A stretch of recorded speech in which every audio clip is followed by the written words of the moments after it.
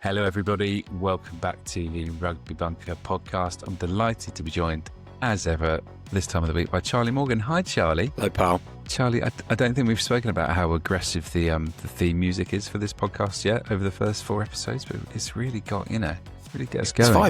It's vibey. I like it. It's vibey, just like us. I mean, that's what I thought when we were trying to pick it out of the extensive library of podcast jingles. I don't know what's harder, trying to pick a podcast jingle or a name for your child. I'm going to say they're on a par, maybe. Well, the common theme is I had nothing to do with either of my kids or the tune. I approved both. That's a big role. I'm going to stop you there. You had something to do with your kids, just not your kids' names, because that was a phenomenal bit of misspeaking. Listen, we digress.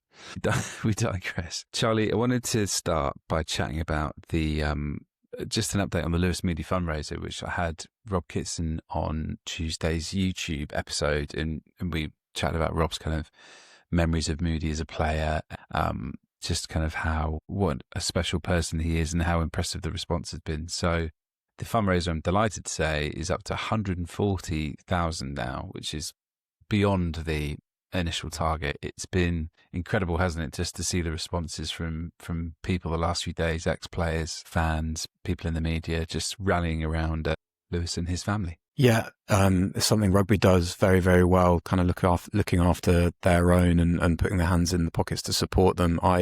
Lewis Moody he went to the same school that I did, Oakham School. He was about 11 or so, years older than me. And I can say for sure that the sort of response in Leicestershire and Rutland has been one of devastation, to be honest, but I think it will very quickly turn to, and it already has turned to, sort of how can we raise awareness for MND and support the family and loved ones of Lewis. And it's kind of been humbling certainly to see his reaction, the sort of him talking about telling his boys was hit particularly hard, but then also humbling as well to see the response to it from both him and everybody else around him. A total tangent, but I hadn't realised that one of his sons, I think it's Dylan, is a goalkeeper who's signed up now on a contract with Southampton, I want to say. And Neil Back's son, Finn, plays football.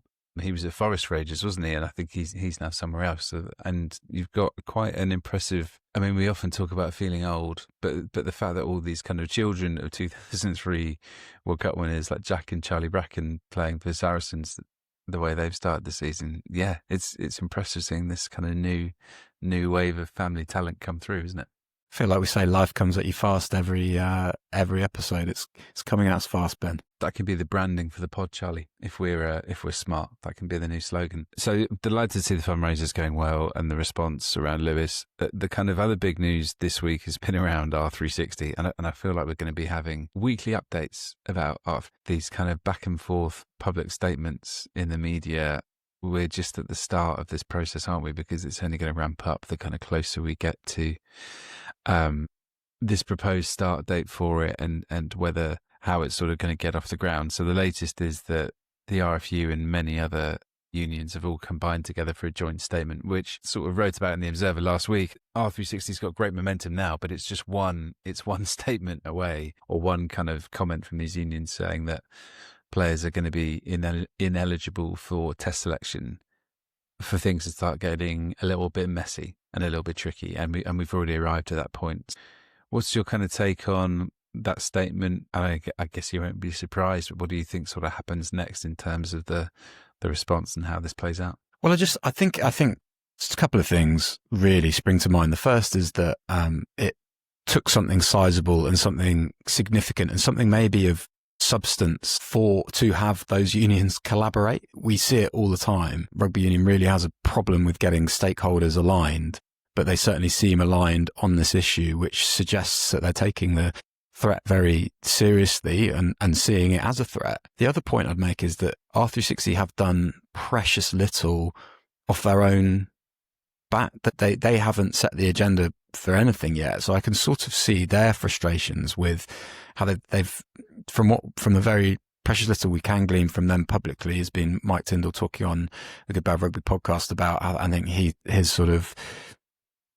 assessment was that it was about 70% ready, or so it's going towards 70% sort of completion rate or launch kind of being ready to launch. But they were, I think that the strategy seemed to be that they would bide their time and then sort of get the ducks in a row before they kind of made any sort of PR push. And they just haven't been allowed to do that because of the leaks that have come out, the stories that have run. And actually, because of that, the kind of swell of public opinion does seem to be overwhelmingly negative towards it. There are a few people staying open-minded, and I'd like to think I'm trying to keep open-minded myself as to how they can make this work, and how it can be a positive thing for the game. But I have to say, from what has come out, it doesn't look that way. And because of the noise it's generated, you have to say that the unions kind of, the forceful nature of their statement and the kind of collective nature of their statement is a mark of the threat that they see from this. It's going to be really interesting. Yeah, you say the next moves seem really crucial on the part of R360 because it would seem in danger of unraveling pretty quickly given the opposition to it.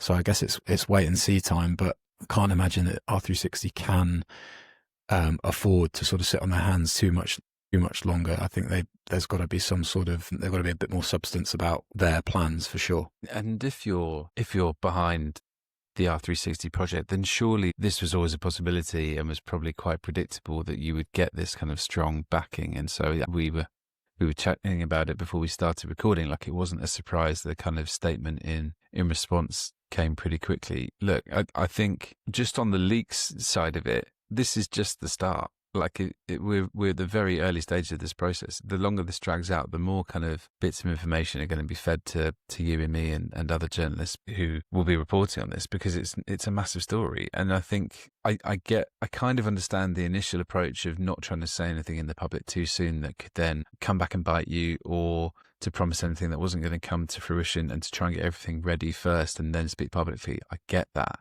But I think the more you run into these issues where you're having tit-for-tat press releases with unions and things like that, like that's a slippery slope. I think then there needs to be kind of a clearer and a better way to sort of front the message behind this. Yeah, I mean, sorry, go on. The term leaks is basically a derogatory term for sort of the news stories that have come out, right? And they are predictable because of the amount of stakeholders that R360 are having to engage, from grounds to players' agents to players themselves to coaches to officials. In setting this thing up from scratch, which is a huge undertaking, they are having to speak to a lot of people, and inevitably, you're right, that information is going to slowly bleed out. So I just wonder how it was. Yeah, you're right. It's going to be seriously ambitious for them to sort of stay in the dark for that long. But with the little bits of information that are coming out, it just has been hard to sort of, for them to control the narrative, you feel. And somehow I think they've just got to try and wrestle it back. I'm saying this is complete, trying to keep a complete open mind on it. But yeah, we'll see. Next few weeks, would you say, seem pretty important? Seem massive. And there's a legal side to this as well, where if you're a player, because we don't know the ins and outs of these agreements that the prospective players, we're talking a couple of hundred players, over 200 players have signed up. We don't know the kind of legal jargon of what does it mean if you're barred from test selection because you've signed up to the competition. There's going to be something in the agreement about that.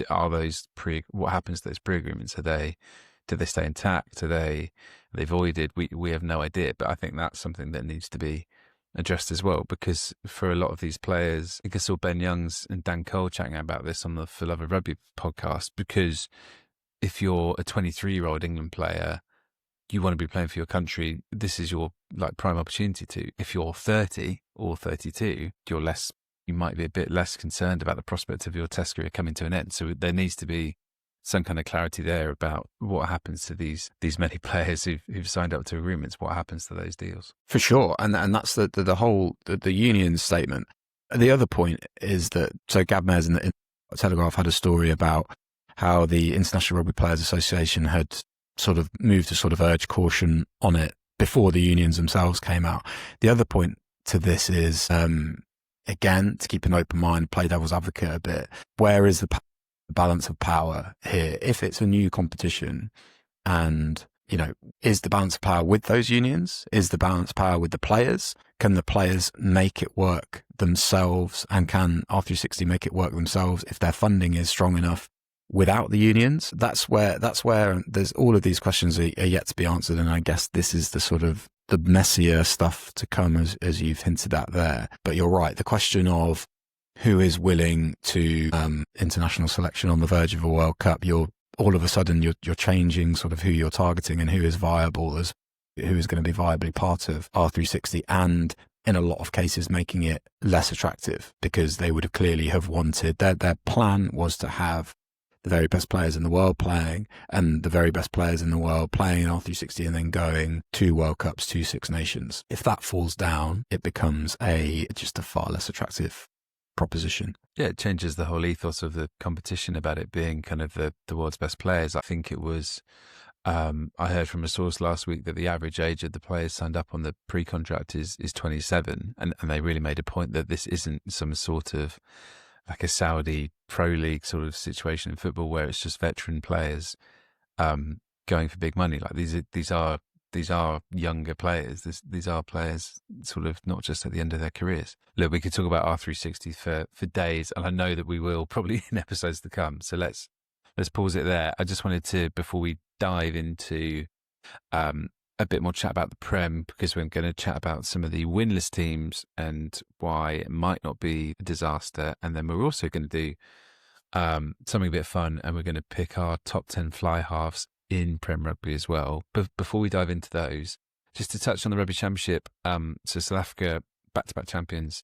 for the first time, which is staggering when you think about their level of success over the years. And actually, I think that's why the kind of celebrations and everything we saw at Twickenham on Saturday meant so much to the Springbok fans and to the coaching staff and the players. It's because that's an achievement that they actually, in their very rich history, have never actually done before. And you could argue that out of their 4 wins, Charlie, that was also their worst performance as well, because they sort of were in a strong position and then were left sweating a bit at the end. Yeah, a bit sticky, but you see that often, don't you? When the finishing line's in sight for something that you've coveted, just can be that tricky. They were, as we spoke about last time, they were pretty underwhelming and scratchy for long periods of that first game against Argentina as well.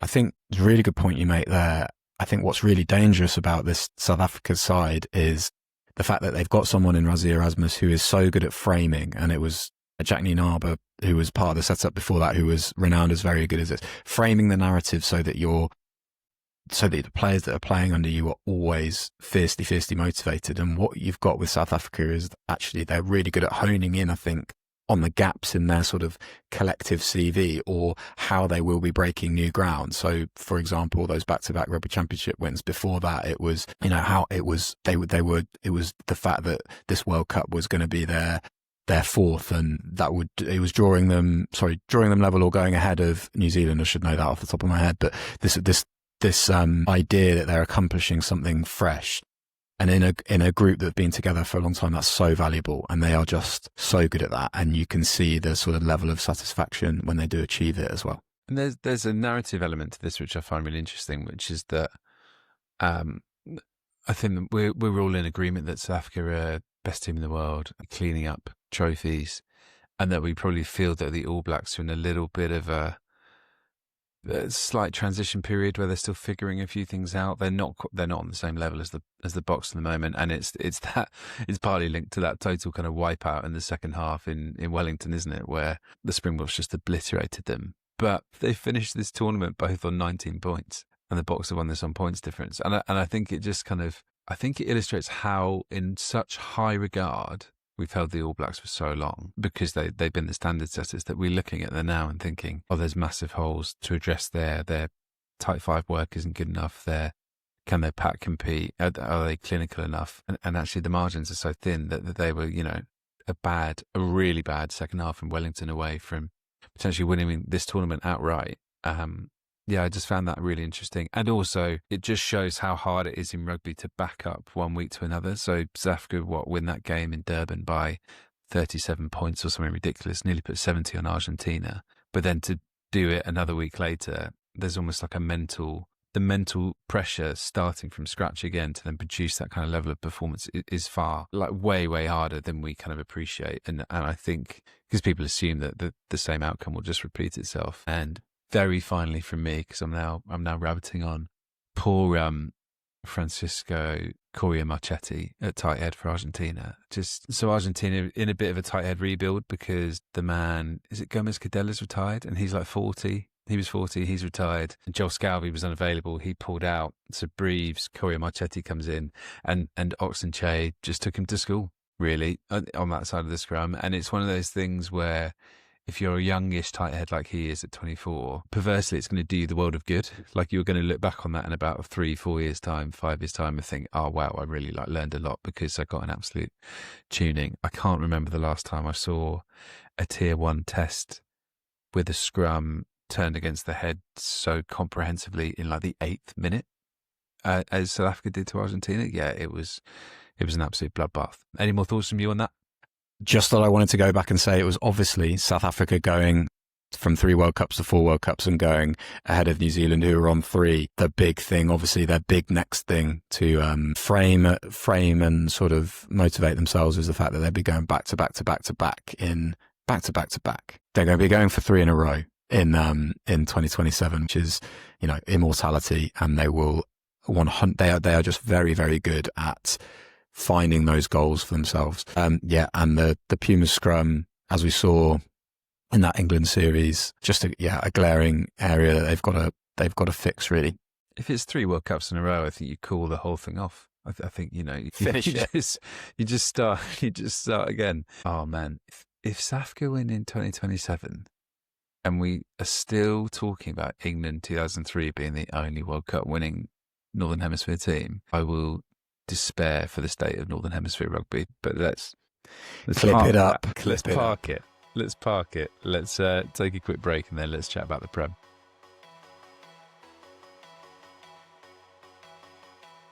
Right, Charlie, into the 3rd round of Prem Rugby action this week, kicking off on Friday night with Sale against Newcastle. The classic North Derby, even though they are just the 150 miles apart. I think I double-checked the other day. Going into that, Newcastle haven't won yet. And then there are 2 other winless teams as well, Quins and Gloucester. You've written about on the Telegraph what that winless start means for them and who should be sort of panicking and who should not be panicking, reasons to be optimistic. So let's dive into each one club by club. Could we please start with Gloucester? Why should Gloucester fans not be hitting the panic button just yet? Not be because I think this was reasonably predictable as far as they had quite a big, even before this kind of cluster of injuries that they've got, which is really unhelpful, feel particularly for Arthur Clark, who sounds like he's broken the other foot, not the one that he broke last season, but the other one, and that's a similar injury that it just must be extremely frustrating when that sort of thing happens to players. He'd gone really well on the England tour and had earned rave reviews by all accounts. But that has come on top of a summer, where they've changed things around, overhauled a little bit in key positions as well. They would have just been desperate to build a bit of consistency with selection. It's a kind of familiar story, unfortunately, with Gloucester saying, look, I remember asking George Skivington about this last season, if not last season, the season before, and him saying, yeah, look, we've got a lot of cash in the physio room, got a lot of salary cap in the physio room, which is a really good way of putting it, and a really good way of going, look, this is where our best side is. This is what we're able to put out. The results are going to take a hit, or it's going to be a real fight to get the points we need. Having said that, I kind of totted it up, or just kind of looked back at it. They've definitely played well for more than 80 minutes over the course of those first 2 games. The problem is that they've just split it kind of unevenly. They're ahead, I think, until 55 minutes at Sale, which is not going to be, a lot of sides aren't going to be in that position, and that's testament to how they were really steely, they were really tough in defence, and they took a try really well, and then they fought back from 31-0 down against Saints, and that second half was total carnage, with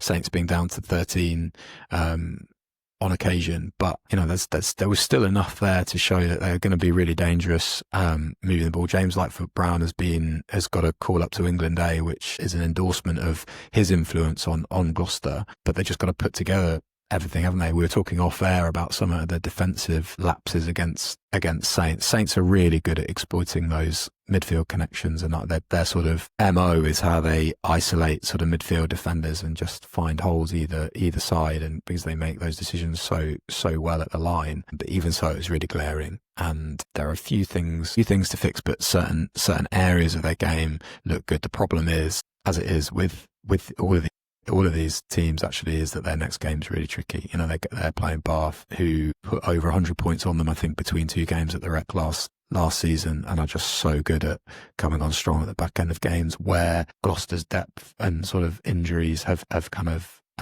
hindered them, I guess.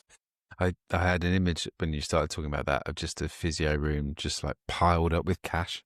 Just like stacks of it all on the wall. Like that's where the money's gone.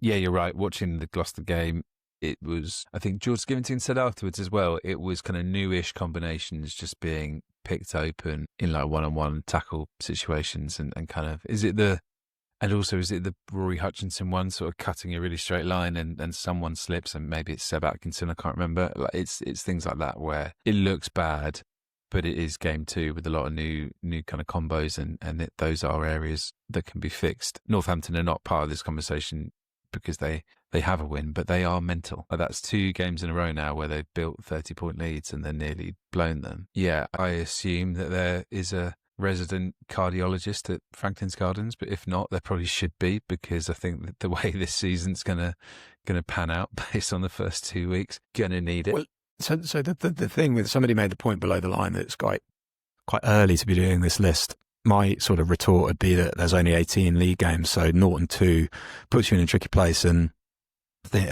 obviously Newcastle are away at Sale, Quins have got Saracens, and Gloucester have got Bath. So there's a strong possibility that at least, you know, if not all of them, a couple of them will be 0-3, and then in a league with 18 regular season games, that's a bit of strife you're already in. But doing it this early is tricky because of so many players unavailable with the Rugby Championship, and pre-season seems to have been a bloodbath by all accounts. Looking at the casualty list that clubs have come into the season with, what I would say is, you know, touching on the Saints thing, they could be 0-2 as well.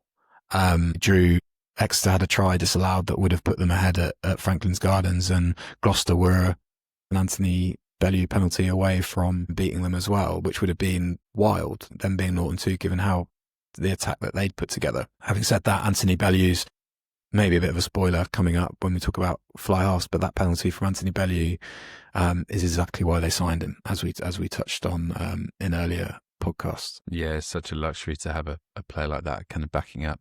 Very finally on Gloucester, I really hate the yellow card penalty for an attempted interception when a player is quite clearly not deliberately knocking on. So I'm thinking about Ross Byrne in the final minutes, which leads to what ends up being the winning penalty. I thought that was a penalty. I thought that was a penalty. There was one replay. No, he was obviously fizzing, and not in a sort of "oh me" way, in a really angry, I cannot believe you have penalised me for that. There was one replay. He was like, "Are you going to give it? Are you going to give it?" Yeah. There was one replay where it just looked like he batted it too far away for him to ever catch, and that's what made me think, yeah, look, I deserved it a little bit. In my opinion, I just think players know that that's a risk as well. Yeah. But maybe it's just the fact that there's this expectation that they're meant to be just like this, like 2 hands, like a zombie trying to go for each interception. I just think that's unrealistic. You'd fall over. You'd break your arm. There's enough injuries in the league already. We don't need more. Coaches hate it. Coaches definitely, some coaches that would do away with that. Well, as ever, I'm on the side of the coaches. Let's have a chat about Harlequins. Do you feel less optimistic about Quins than Gloucester? I think. Oh, great question. They're very similar as far as new combinations, important combinations, and them having to settle. I've actually watched Harlequins both times this week, so they'll be delighted to know that I'm not at the Saracens game. I'm actually doing the East Midlands derby. And they've had lots of good. I thought they were really impressive at Leicester. I thought they deserved that 19-0 lead they got, and actually missed chances at 19-0 to go further ahead. but the inevitable, they were also so inevitably beaten. They just weren't able to bring, they don't have the depth to bring quality off the bench to energise them, whereas Bath and Leicester did. They were really underpowered.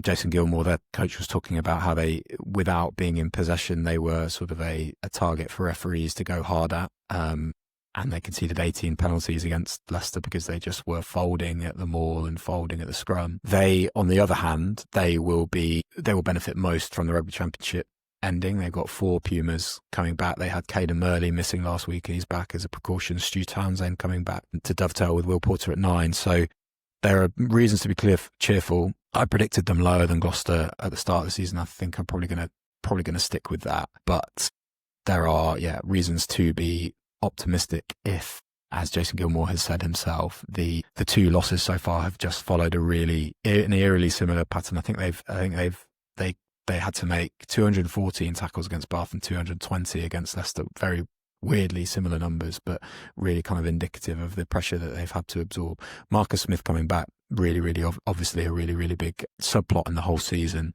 because I think he will be, sort of knowing him as we do, getting to speak to him a fair bit in media stuff, I think he'll be fiercely sort of determined to make a bit of a statement this season, given, a year ago he was on the verge of what was a really eye-catching autumn series, and then things kind of seem to get a bit more difficult from them, losing England place in the Six Nations, Harlequins getting pumped by Leinster in the Champions Cup, and then just a very weird time of it on the Lions tour where he was third choice fullback, if not further down the pecking order there with Elliot Daly. So very interesting time for them, and a very interesting time individually for Marcus Smith. But where does he rank in the top 10 Prem fly halves? Sorry, that's a teaser for the next section we're going to do. I chatted to a source from Quins over the weekend, and they pointed out that actually their unavailability, as you've mentioned, is savage. I think we talked a lot about that with Northampton, didn't we? But Quins also had 19 players unavailable last week through injury or kind of selection or like test rest periods. So that's hard. A lot of young guns put in a big spot and found it hard, but we'll learn from it. Which brings us to Newcastle, who, I mean, what a crazy week for Newcastle last week with Steve Diamond going, and then everything else kind of around the club, and then going to Sandy Park, a game which maybe pre-Diamond going or before the start of the season, we might have potentially circled as a possible first win for Newcastle. Just defensively obliterated, weren't they? Far too much space out wide for the likes of Faye Boso and Brown Bampo to cause chaos. Yeah, Alan Dickens, who stepped up there as senior coach, was talking this week about how the line out has to be sorted. They've been in and around between 72, 75% on their own throw, which is terrible, and is not gonna give you any sort of attacking platform. He spoke about the sort of inability to slow down Exeter's phase attack, which, again, that's what has led to walk-ins for Faye Boso's. Well, Faye Boso, he took a short line for his first try, and then the other two sort of gone over unopposed, which suggests that Newcastle's defence has just been narrowed really damagingly. This is sort of the predictable nature of this. I don't think anybody at Newcastle was under any illusions that the sort of, I've heard the term reality check thrown about a bit. I think that it was very predictable that this had happened just because of the another overhaul that they had to undergo over the summer, and the fact that 4 of their best signings haven't turned up yet, haven't played a game yet. So they are going to get better as the season goes on. But I think this is always going to be a tricky time, and it's going to fall. I wrote that I think it's going to fall to Dickens, George McGuigan, those senior players within that squad to really keep the ship steady, because it's a unique atmosphere as well, with so many players on 1-year deals and this squad revamp clearly in the offing, with the decisions to be made on retention over the next few weeks. It's going to be a case of them keeping morale high, keeping togetherness, and seeing who they can pick off. They got very close. If you remember, they got very close to doing that to Saints last season. They'll have a chance to do that in a couple of weeks' time at home, and albeit with Saints bringing their Lions back, I imagine they'll send a stronger side, as Saracens did having lost their last season. So, but that will be the one they circle, and then on to Harlequins on the road for Newcastle, which will be a good gauge for both of those sides to see where they're at. Yeah, I'm skimming through the Newcastle fixtures now, trying to work out where that first league win comes. Maybe it's Northampton, maybe it's Quins away. I'm hoping it doesn't take all the way until they're at home in January, but if you look at where they have to go to Bristol, hosting Bath in December, hosting Leicester. There'll be chances, but that Quins away game, that does appeal. Look, Charlie, that's the winless teams. Very informative article, as ever, just sort of laying out the reasons why they should not despair just yet. Let's have the tiniest of pauses, and then we're going to do a ranking of the top 10 Prem fly-halves.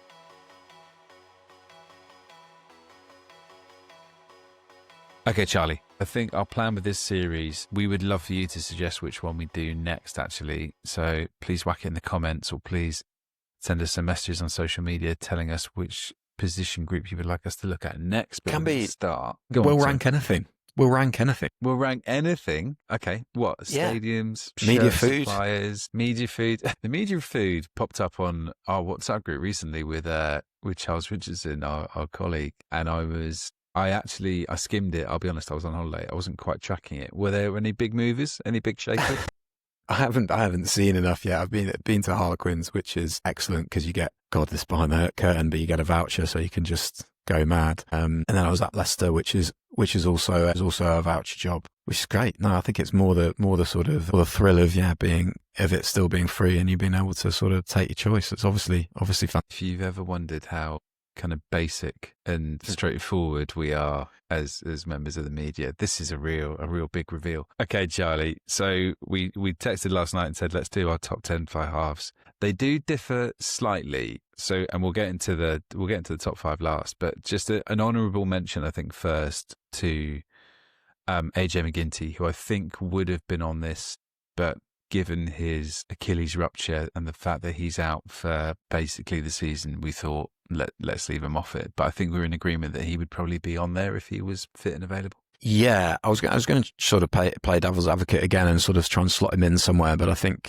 just to show what a big blow that is to Bristol, because he's so important as far as how he runs things, as is Harry Randall, and they're without him as well. So that there's real big blows to Bristol at the start of the season. But no, we kept him off it, and there's still been a bit of a scramble for places. What I would say is, looking at it, there are themes of clubs having two, which sort of is clearly a pretty strong position for them to be in. We'll talk sort of as we go on, won't spoil who hasn't got any, but we can get to that at the end. Start with number 10. If you've got 2, I think you're showing off, aren't you? Really? Yeah. So if I whack the bottom 5 up on the screen first. So I'll go through mine first. So at 10, I've got Jared Evans. At 9, I've got Ross Byrne. 8, I've got Fergus Burke. 7, I've got James O'Connor. And 6, I've got Owen Farrell. Charlie, who's in your bottom 5? Or bottom? I mean, that sounds harsh, doesn't it? But the still top 10.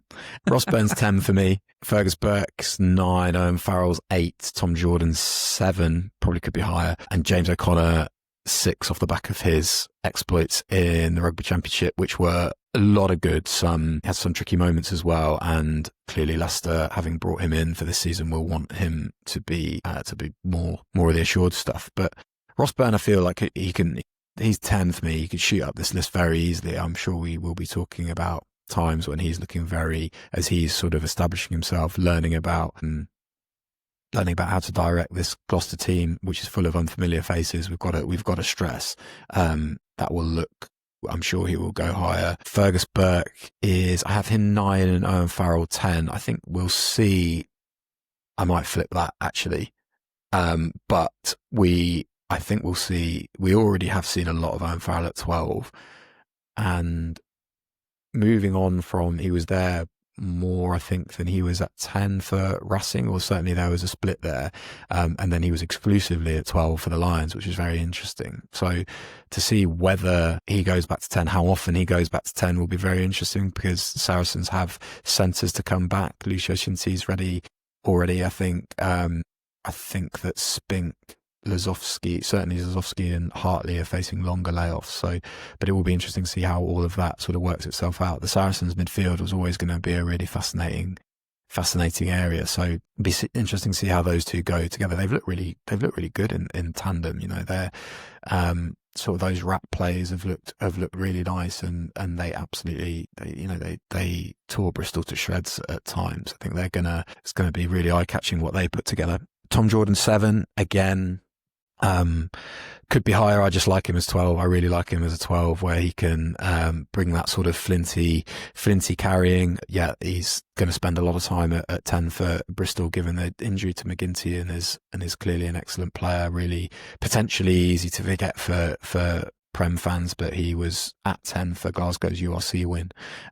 Hasn't been there too much for Scotland in his brief Test career so far. I think I'm right in saying he had quite a difficult time of it against Ireland when he moved there after an early Finn Russell kind of concussion, I think. But certainly going to see a lot of him there, and James O'Connor I've already spoken about. It's a loaded back end of my top 10, but I just feel the top 5 are pretty strong. The top 5 they're just class. Yeah, my bottom 5 is pretty much the same with a few variations. I've got Jared Evans in at 10, who was really good last season when Quins didn't have Marcus Smith, and won a couple of games for Quins almost on his own, and that reignited the kind of should he be starting for Wales conversation. Yeah, Farrell's a tricky one because he is still technically in my mind a fly half, but there is also a chance that he plays every single game for Saracens this season at inside centre. So whereas Tom Jordan we sort of viewed as someone who's going to be a 12 all season, but now he's going to be a 10 all season now that McGinty's out. So those are kind of the nuances. The only difference in our bottom 5 is Tom Jordan and Jared Evans. Charlie, not to spoil it, but does Jared Evans make your top 5? He doesn't, and maybe that's coloured a little bit by the fact that I've watched Quins over the last couple of weeks, and and actually Jason Gilmore's come out afterwards and said that they didn't control territory very well, which is always a sort of, which is fair, not even thinly veiled kind of swipe at your halfback. Swipe is too strong, but criticism of their halfbacks. But you're right. I think he has like Quins, he has had some really lovely moments within that, but just a few lapses and maybe not seizing control of the game quite as well as he would want to. I mean, give him a pack to play behind. Give him some depth and some resources. Come on. Suddenly I'm the number 1 Jared Evans defender. We mentioned because you've got him 10. Because I've got him 10. An ambassador. We mentioned Anthony Bellew earlier, didn't we?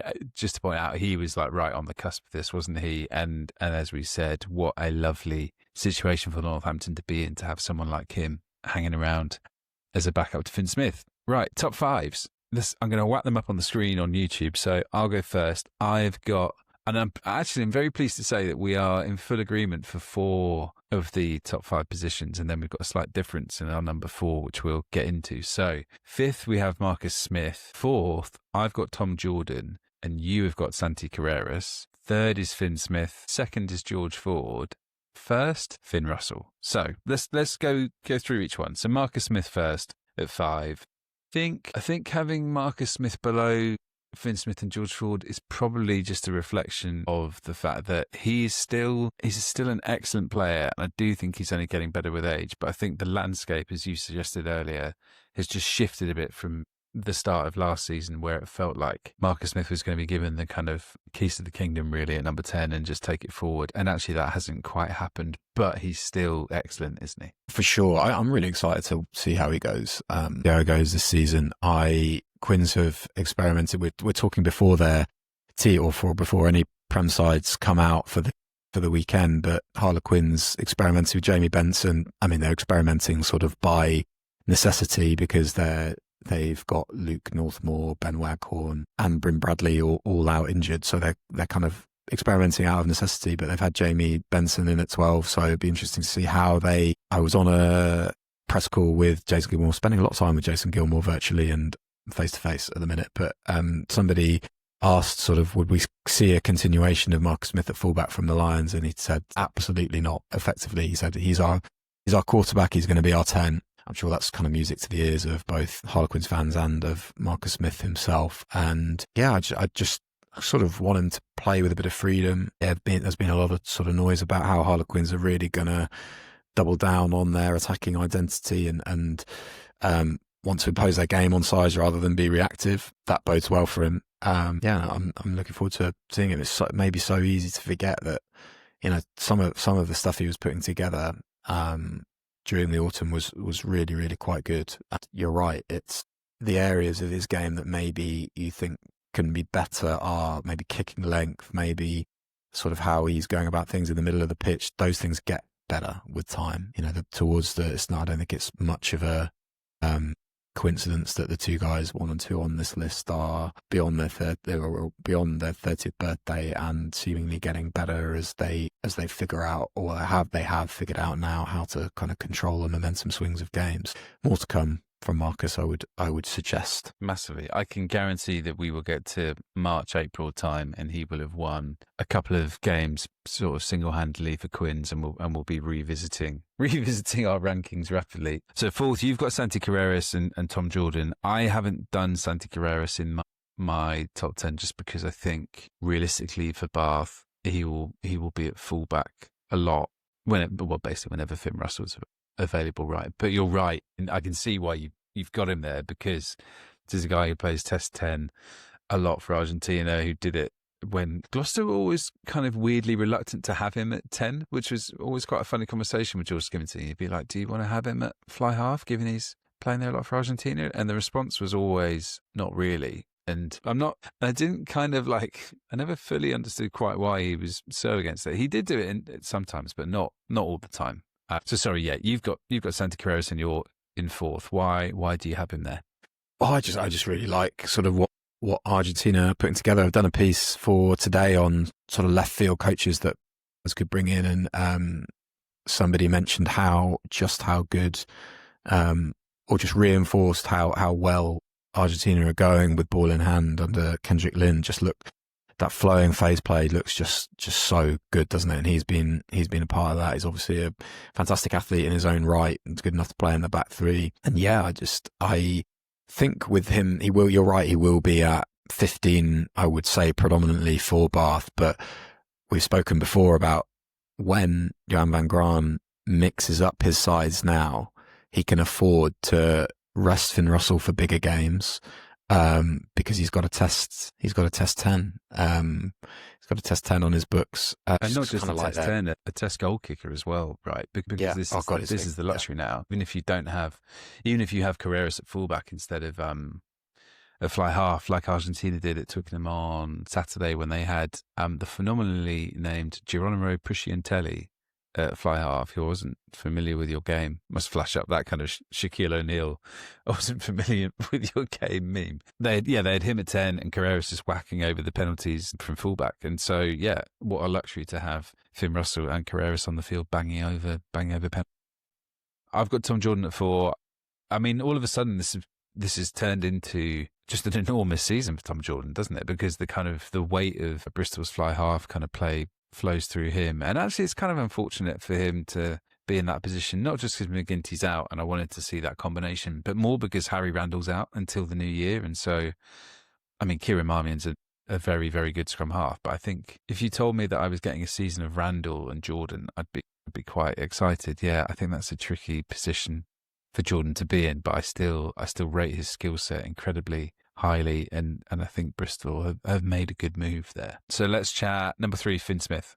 Finn Smith at 3. Finn Smith below George Ford is interesting, only because that came quite easily for me when I was putting this together, and now I sort of reflect back on it, and I think that says maybe quite a lot about England's kind of fly half situation. I think particularly with the top 3, I was just thinking, if it's a Prem final tomorrow and I need someone to win it for me, who do I want? And I think that's even though Finn Smith has literally won a Premiership a couple of seasons ago, yeah, I just think Ford brings so much control, doesn't he? So maybe talk about those two and then we'll get on to number 1. It's exactly how I took the sort of differentiating between those two. I just think more consistently you're going to get more commanding performances from George Ford when the stakes are high at this stage in Finn Smith's career. Now that is going to fluctuate after Northampton beat Leinster, I thought that Finn Smith was on a track to be the Lions starter. He looked that good, and I think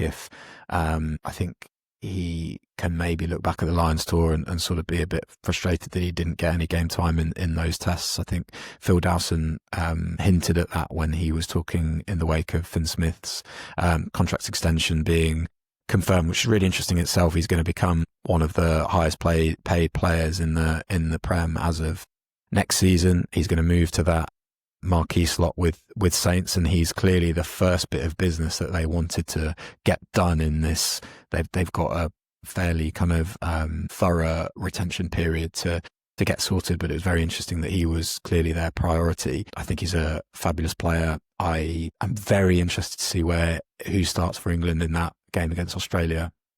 Borthwick has, of course, managed to fit Finn Smith, Marcus Smith and George Ford in the same 23. He did that against Wales, and that seemed to go pretty well. I think you want, to circle back to George Ford, I just think his performances in Argentina were fantastic, both as far as what he did on the pitch. It's becoming a real, really prolific at those drop goals. Sort of sparks from that World Cup game. Well, actually before that World Cup game, I remember him doing so for Leicester at Franklin's Gardens in the title winning season under Steve Borthwick, but has made that a real kind of trademark of his game. I think more than ever, and this is the tricky bit for us to figure out from the outside. But he just seems, whenever you hear him speak, and the sort of glimpses we get from maybe behind the scenes documentaries, he seems fantastic at leading a side during a week. And that is so important. I remember speaking to Ronan O'Gara about sort of asking who he would, at the beginning of the Lions tour, so after I can't remember if it was before or after the Argentina game that Finn Smith started, but he said, now Finn Russell's going to be the number one. And some of that is just his experience with leading a week and being the frontline guy for a side over in a test match week. He made that distinction in a test match week. And that's something that Finn Smith at 23 just hasn't done a lot yet of yet. I think this is, as he's sort of laid down himself. I think he did media in the week and, as ever, speaks fantastically himself. But he sort of identified this season as a bit of a moving season for him, where he wants to tie down the England 10 shirt and sort of keep driving Northampton. It's just whether he gets that first go at the England 10 shirt, because George Ford is the incumbent, having gone so well in Argentina, and it started well for Sale as well. Yeah, there might be a touch of recency bias as well with Ford, but those drop goals at Bath in the wet were so impressive, and just underlined how good he is. He's aging like a fine wine. I'm sort of the feeling that I want the rest of Sale, in terms of their team, to just be able to catch up to his level quickly, so that it's not just this kind of Ford running the show. There's very, very, very good players there, like Roebuck and Carpenter and these guys. But yeah, there's potential for Sale to be an elite side if they can catch up with Ford. And number one, Charlie, was probably as easy as picking number one in our table predictions a few weeks ago. In having Finn Russell there, I didn't really need to think about it. I think what's been really enjoyable is that, Bath have a juggernaut of a pack who can control games, and that's great. But the way Russell has developed while he's been at Bath since joining from Racing as a tactical 10, his long-range kicking game, he's pinged off more unbelievable 50-22s now than I can really remember. He's just gone from sort of being tagged as a flair number 10 to just a complete all-round world-class player, and I think the Lions selections sort of confirm that. And Bath pay him a lot, but they're very lucky to have him as well. For sure. What I've been struck by over the last few years is just his restraint, and he has finally sort of shed this tag of being a maverick. I hate the word, but sort of maverick, and he seems to have got that because he's got really good passing range, which he does, and he's got really good passing range, really good vision. But in his best performances, certainly the best performances I've seen him, thinking of some of the Calcutta Cup games, he has been really restrained with his patience in the kicking game, his accuracy in the kicking game, his ability to sort of come alive in transition situations and know where his wingers are and feed those flanks with kick passes and things like that. That's what I think of when I think of Finn Russell, just an open-mindedness. And I think really important, we spoke about Santi Carrera's coming in at Bath was really interesting. The one that we've spoken about Lee Blackett in we've had a whole episode sort of devoted to Lee Blackett, but one thing he said to me previously is that he's thought about coaching and he's thought about the sort of the ideal mindset of a fly half differently since working with Finn Russell. So that shows, that, well, the influence that he can have on sort of peers, I think. I certainly think he shares that with George Ford, certainly, that ability to sort of hone teammates and sort of offer his knowledge and make other players around him sort of better, both fly halves and other players on the pitch. So yeah, I'd certainly have him as undisputed number one for the minute. It'd be very interesting to see how he comes back off that Lions tour, because it was a long, hard, would have been a long, hard season for him. But Bath, as we've said, are kind of equipped to look after him, aren't they? Well, yeah, they just unearthed Max Jomo as a fly half, another fly half option. So I mean, don't worry about Bath; they'll be okay. They just need a stadium, but apart from that, they'll be fine. That's our top 10 Prem fly halves. Hope you enjoyed that. Give us a shout in the comments and on Twitter what you would like us to look at next in terms of a position. Should just flag no Newcastle or Exeter players in that list, which, as Charlie mentioned, is a potential area of recruitment for both clubs or for long-term development. But we will we'll touch on that next time. Let's have a quick break. We'll finish up with Name That Player, and then we're out of here. Right, Charlie, Name That Player. You very disappointingly took the wind out of my sails because you guessed last week's. Before I'd even finished speaking, you'd already guessed who it was. So it's real time. So in real time. So to recap, last week's Name That Player, a long stint at Leicester, followed by stints at Montpellier and Quins, a few England caps, went on the 2005 Lions tour. Charlie, that player was? It was Ollie Smith. He got it while we were doing it. Okay, well, listen. Ollie Smith was last week's Name That Player. Well done. If you got it, listeners. I will now do this week's Name That Player.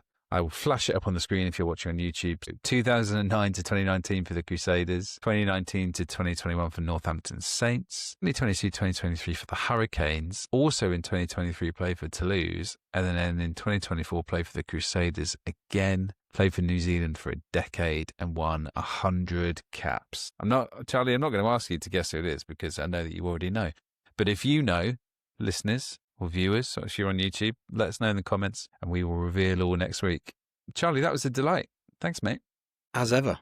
Thank you, pal. Listen, we'll be back next week. Let us know which group you want us to look at in terms of the positions, and we'll recap the Prem, and I guess we'll start building towards the autumn tests, which is kind of a terrifying proposition because then it's Christmas and then it's 2026 and time is just racing past us. Charlie, interject before I start spiralling into some sort of state of manic depression. You're doing fine, mate. Cheers. It's lovely to watch this. Thanks very much, listeners. See you next week. Goodbye.